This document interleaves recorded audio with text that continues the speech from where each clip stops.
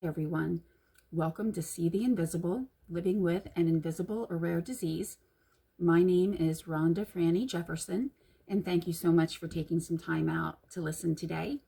I really do appreciate the opportunity to try to share my experiences and talk about ways that we can cope with everyday challenges, share our successes, and adapt to today's ever-changing health climate. I also want to show support for those who support us, our family members, our friends, anyone who, shows support for us in each and every day.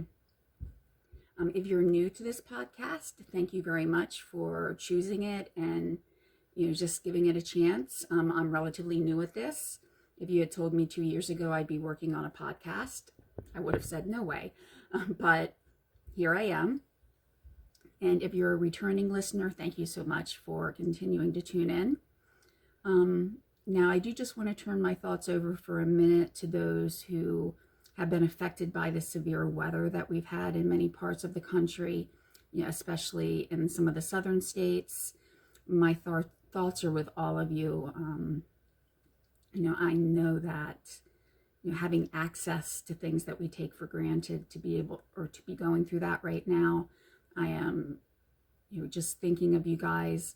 I do know too through just some information that I can see through the podcast, and I can't really see specifics, but it looks like I have at least one listener in Texas. So if you are listening and can hear this podcast, just know that I'm sending my support just through my thoughts and everything, that I'm really thinking of everyone down there who has experienced this weather and that don't have access to everything that they need right now. So before I really get started with the podcast, I always do want to say that I am in no way a medical, insurance, or legal expert. I just hope to share some of my experiences and provide some information. Usually I find things through public websites, and today I'm going to be going more about an opinion piece. But, a lot of times I do refer to, papers or articles that I've found online. So I will make sure that I link all of those in the description. For today, I didn't really use articles as reference material as much, but I did just read through a few things. So I'll make sure that they're included in the description. And so, today I am looking at trying to record the podcast along with the video. Like I said, today is more of an opinion about things, and I really think it's important to bring an individual, to that, not just a voice that you can't put a face to. So I'm trying this for the first time. I apologize if the audio is not great. I'm trying to improvise in some ways, but hopefully it all comes through. So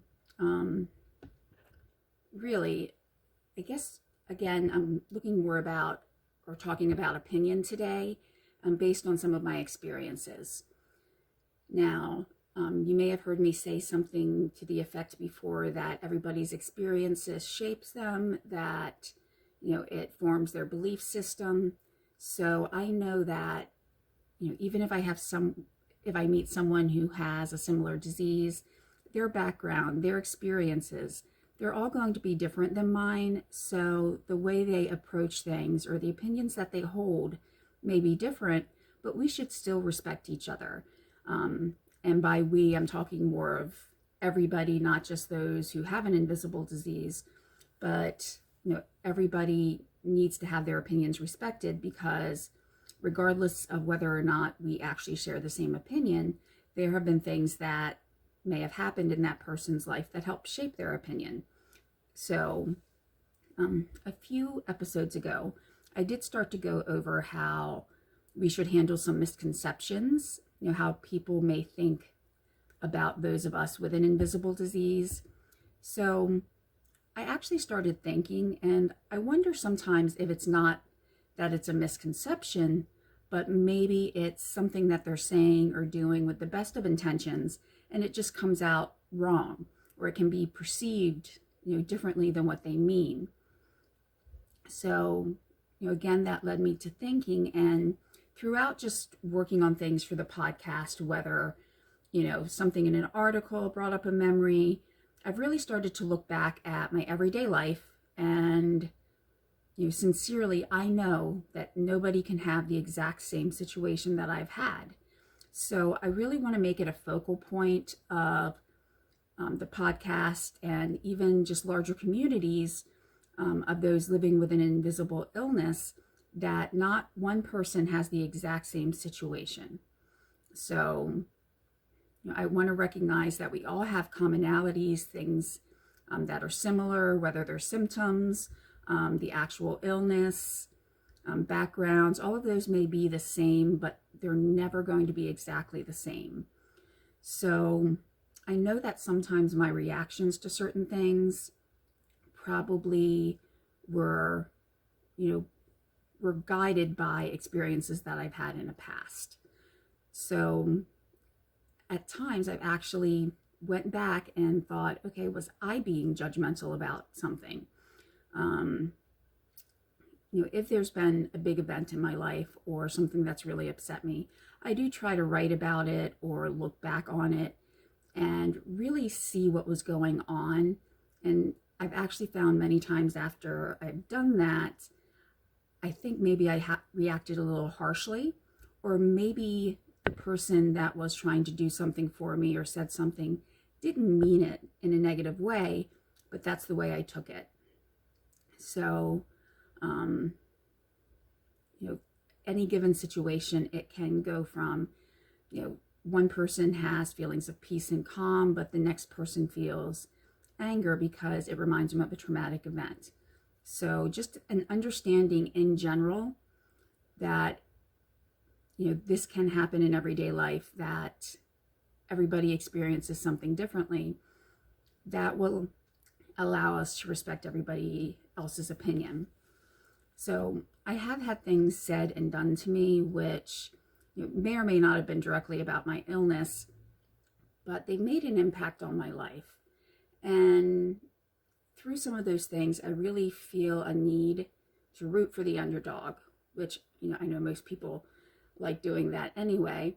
And on social media, I really don't, try to comment too much on anything that might be controversial. I, try to stay middle of the road in most cases. And, I was just going through some comments, and there was someone who was just really negative. And, I replied something to the effect of, I agreed with the original poster. And, the actual topic was a little sensitive, so I'm not going to go into detail. But he made an assumption, probably from my profile, that I would agree with him. And when I came back and, I said basically what I've been saying throughout the podcast, that each person needs to be looked at as an individual, that they need to be respected, and we shouldn't make assumptions about others. And he just found that, I don't know, I guess unusual that someone would think that. So I did find that a little strange, and that wore on me for a long time, probably longer than it should wear on anybody, to think about something like that, but it did. And then there was just some other experiences, after that. So the last point, or the last driving point that made me want to start this, was in some comments on social media. Someone was very vocal that, everybody was being punished because all of those who were elderly or had underlying health conditions made the economy crash. Now, I can actually really understand his point. He may have had a small business. I really didn't know him. We just had a mutual friend in common. And, I tried to be empathetic, but I did reply, in regards to masks first, because he was also talking about masks and how that took away his rights.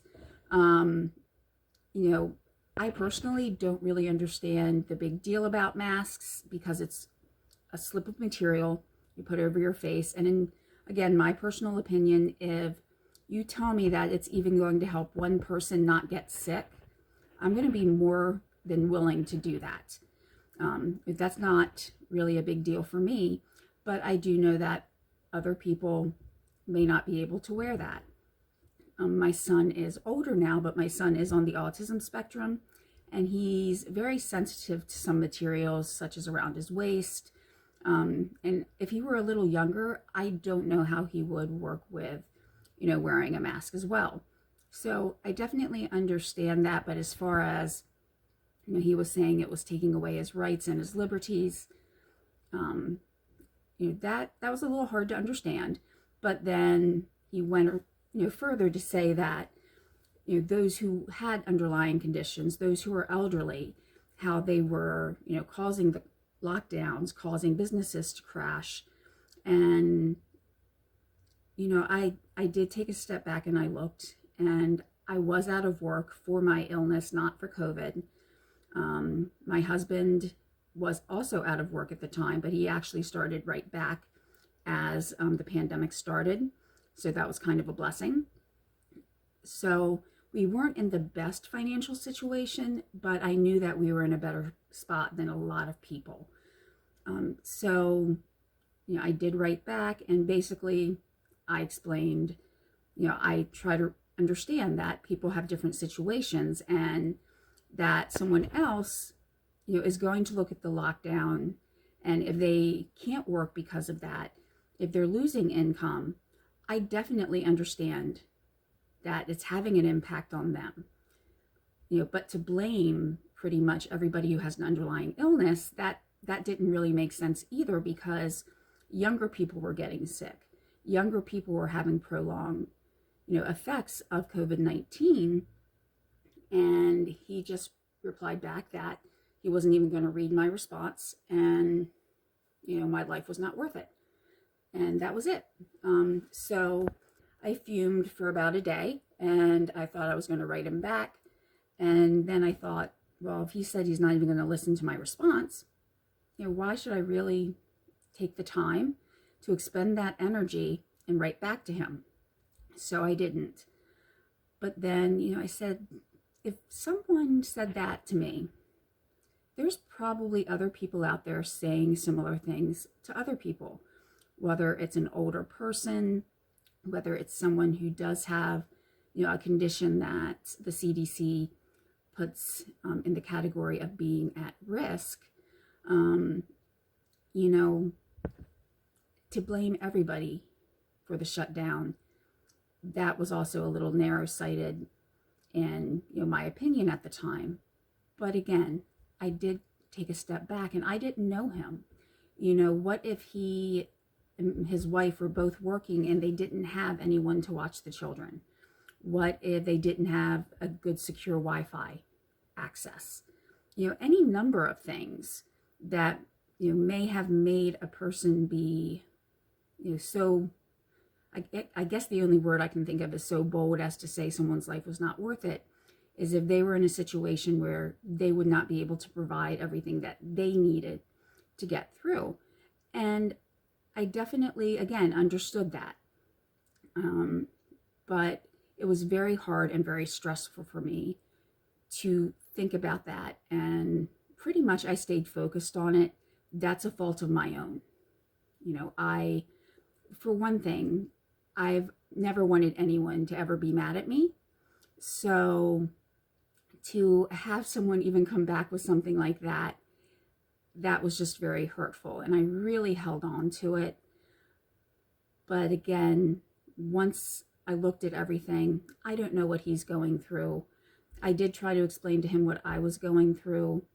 And while that opinion is really hard to say that I respect, what I can do is say I understand that he is going through a situation that none of us could have ever anticipated.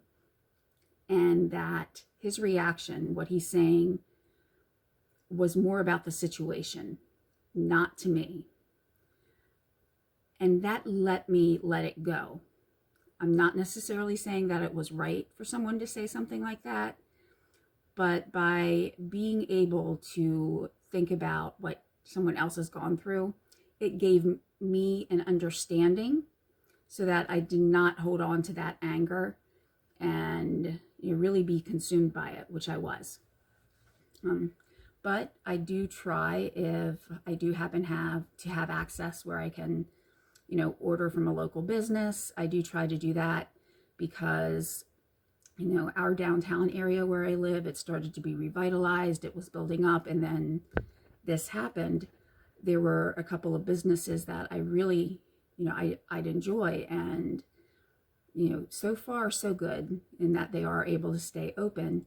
But I know that building that business, that's a labor of love, and to have that shut down because of a pandemic, I can't even imagine.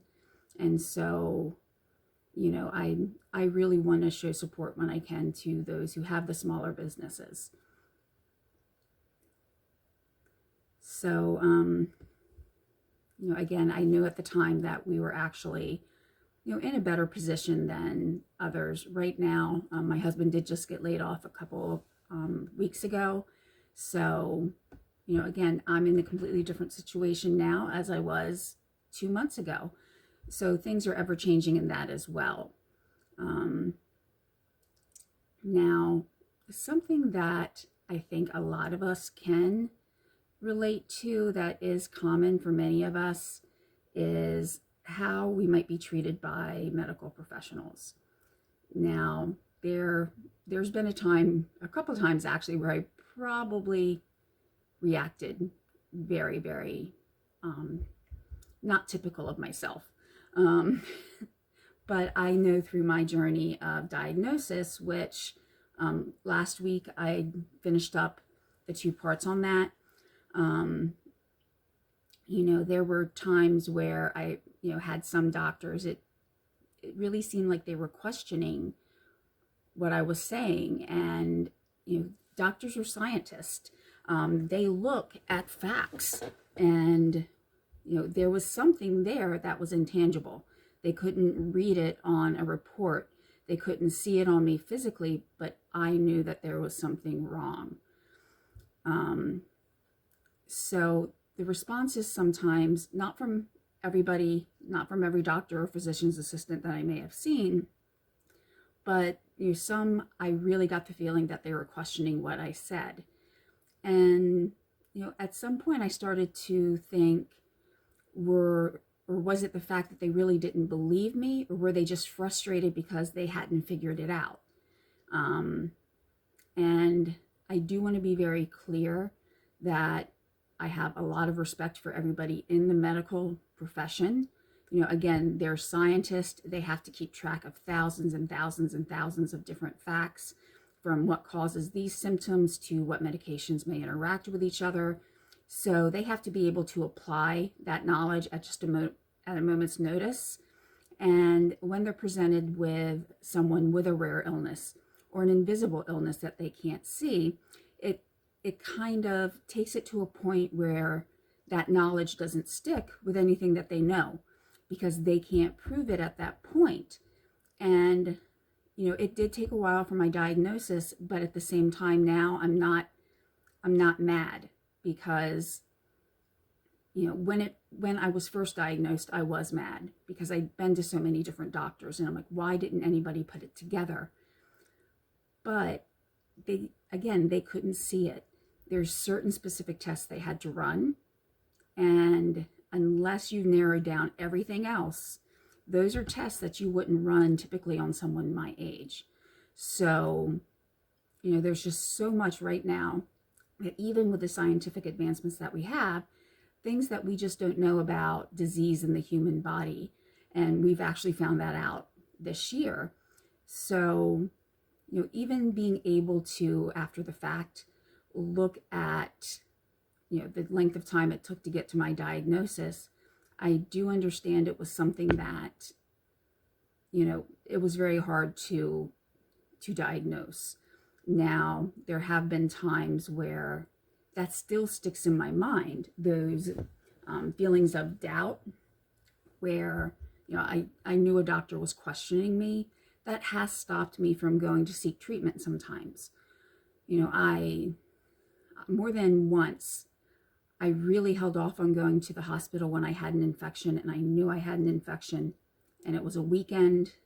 I knew the immediate care centers, because of me having a blood clot previously. They would not see me because the infection somehow, and I'm not a doctor, so I don't know how that all works, but sometimes people who have this infection get blood clots. So immediate care would send me to the hospital anyway. But because I did have experiences going to the hospital where I was questioned, or, it really seemed like they were doubting me, I really didn't want to go back. And I, one time, had a really bad experience where, the doctor actually told me he was running late. He got stuck in traffic and he didn't have time. A doctor, well, I think it was a physician's assistant, technically, actually said that. And, I did yell, and I am embarrassed after the fact. I live in a small area. I know a lot of people in that hospital, including, I think there were family members for something else down different, doors. So definitely I was embarrassed, but, anyone outside wouldn't have known what was said.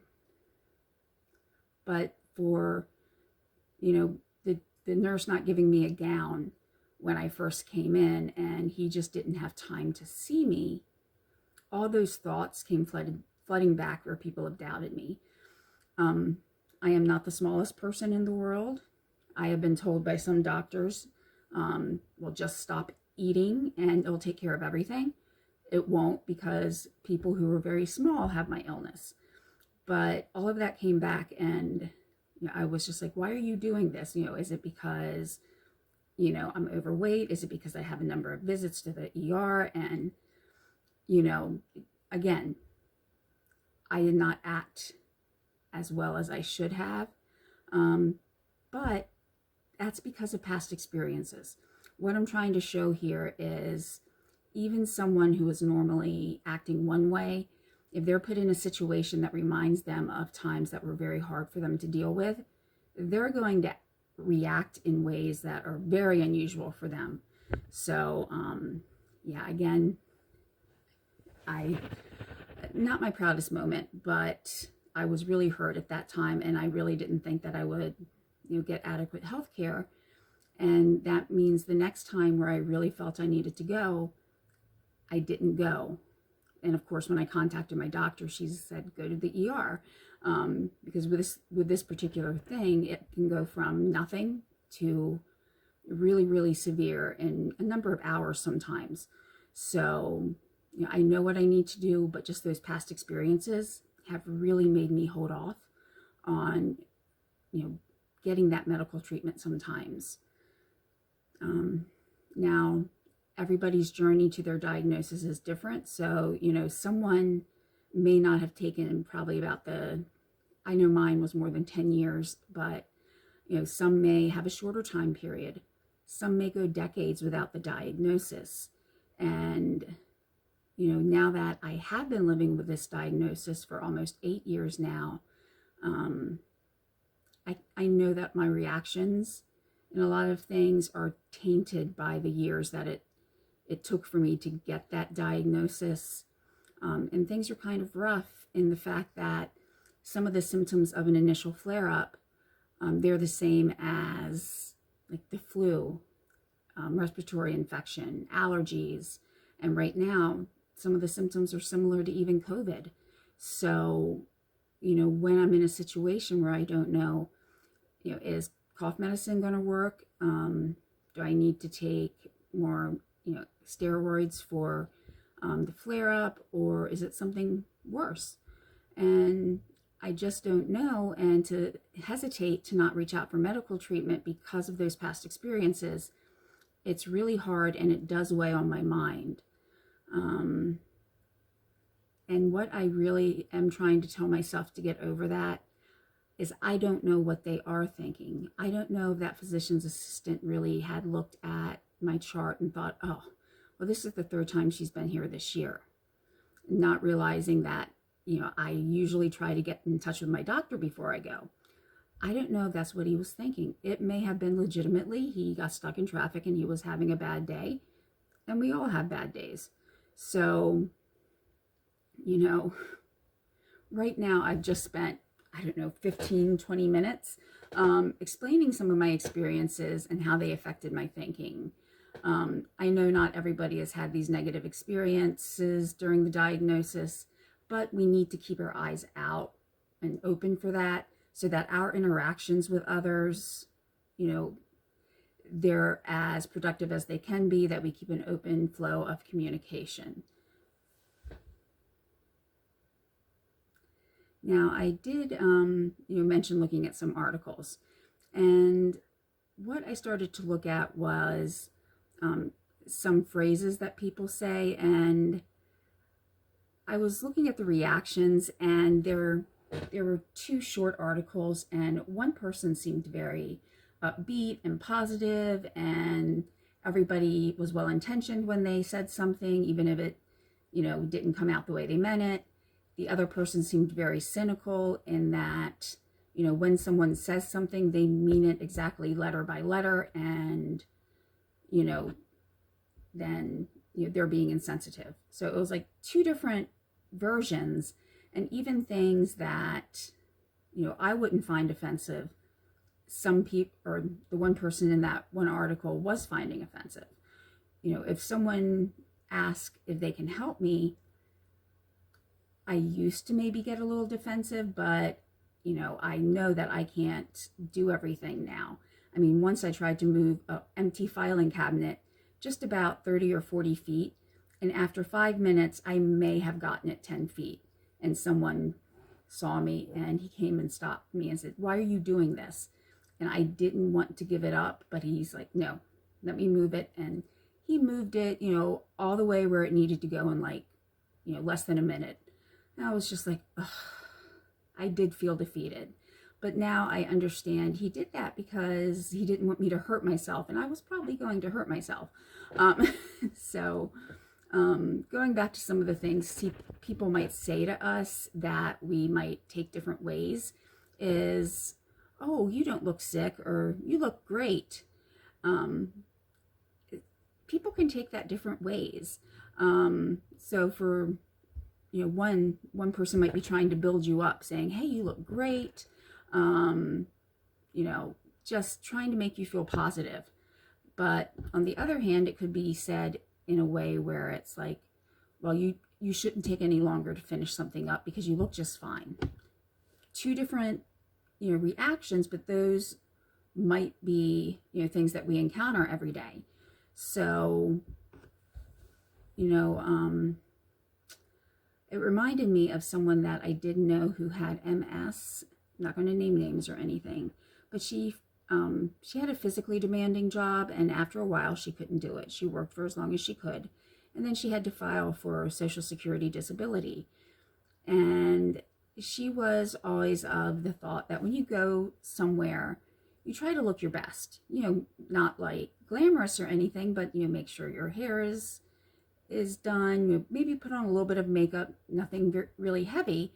But that actually was part of the problem, is when she would go in for a hearing, she looked pretty, put together. She looked well. She didn't look sick, according to what was expected. She was also relatively young. I'm not talking like right out of high school or anything like that, but she was still relatively young, and that also played a role in what some people might assume or think, when they see someone in their 20s or 30s who, aren't able to work.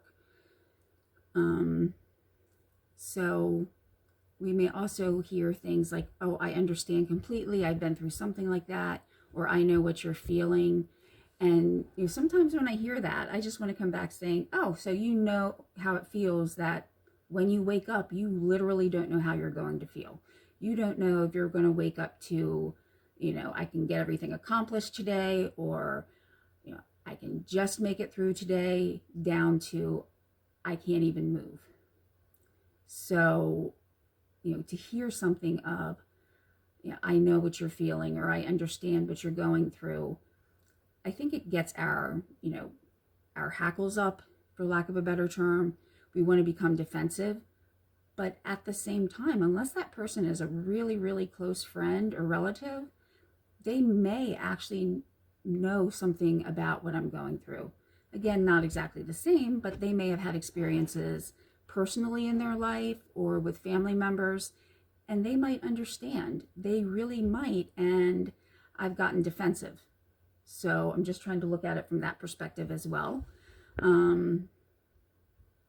I did go in a little bit earlier about, the offer to help. I think going back to, it's this, at least for me, I don't want to ask for help or take help because it feels like I'm not doing anything that,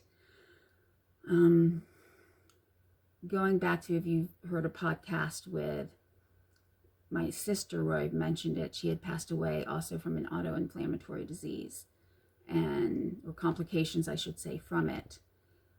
She, on her last phone call, told me she didn't feel like she was really a productive member of society. She felt like she really wasn't doing anything important. And, at least I think part of the reason I don't want to ask for help is I always want to make sure that I'm accomplishing something or I'm doing something.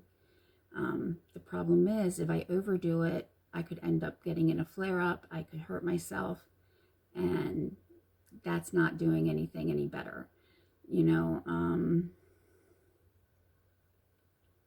Thinking about that last conversation is hard.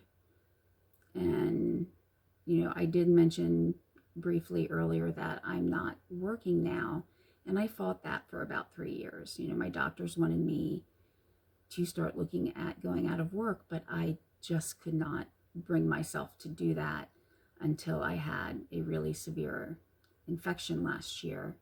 And the infection itself is not related to the illness that I have, but at the same time, the medications I take decrease my immune system. And then when I have an infection, I can get a flare-up that makes it even worse. So they kind of play off each other. So after that really bad infection, I was at a point where my body just couldn't come back to where it used to be. That sometimes just taking a shower is everything that I can, do for the day, which, it's hard because it's just anything, just being able to do anything is hard at times. And, my heart tells me, keep going, keep working. You can do this, but my mind is saying you can't.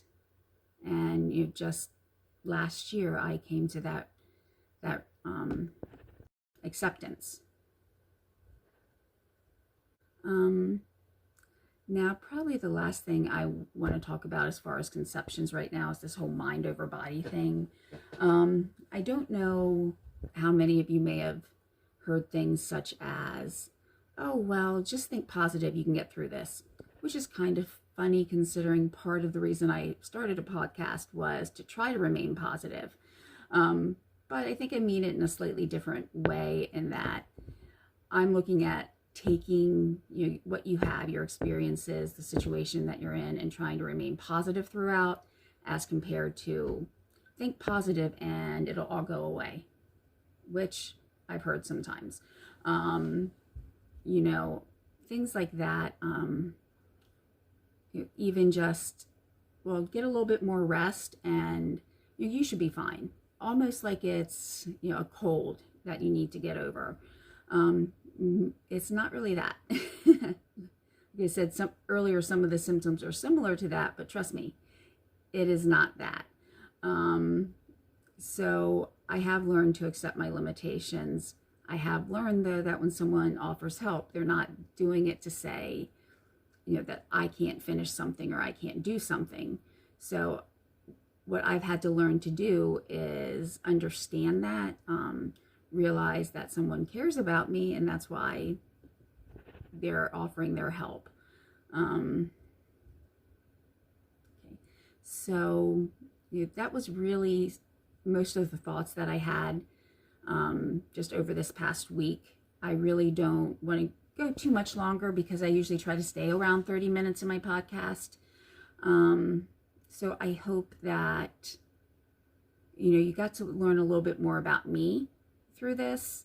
Again, I know it was a little different than what I've done in the past, but I think it's important that as members of a larger community, that we really understand what each person brings, and that everybody brings positives. They bring their experiences and their strength and their adaptability with ways of coping. We all bring that to a larger group of individuals who face challenges every day. So, I just think it's important to get to know the individuals on that. So, I'll leave my contact information in the description of the podcast or the video. I hope that if you really like the way I did this, please let me know. If you are like, nope, don't ever do that again, also let me know, because I really just want to get better at, sharing my experiences with everyone. And I hope it didn't sound like I was going too far off on a tangent about, the way some people reacted with the lockdown. And I had feelings about that too. We all did. But how that's impacted me this year, the way I've interacted with others, we're just all facing new challenges every day on top of the ones that we already face. So I just wanted to share some of my thoughts about how to handle things, or how I handle things when I'm feeling really upset, and just trying to look at everybody's perspective and see things from their purview as well.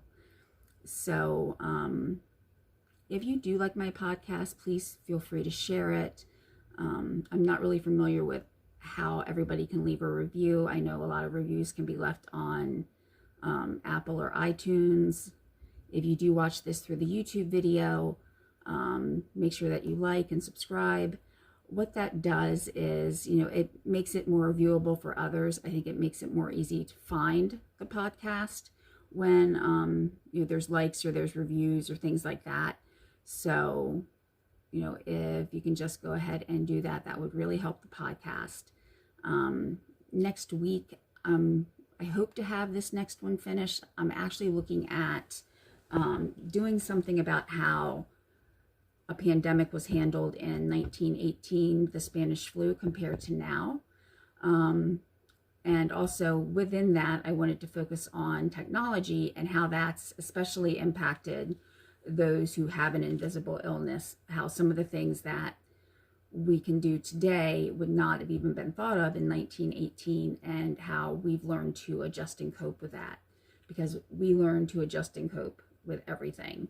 I also was looking at, possibly doing something about, healthcare apps, health technology, and how that's impacted our lives for either the better or worse, kind of weighing pros and cons.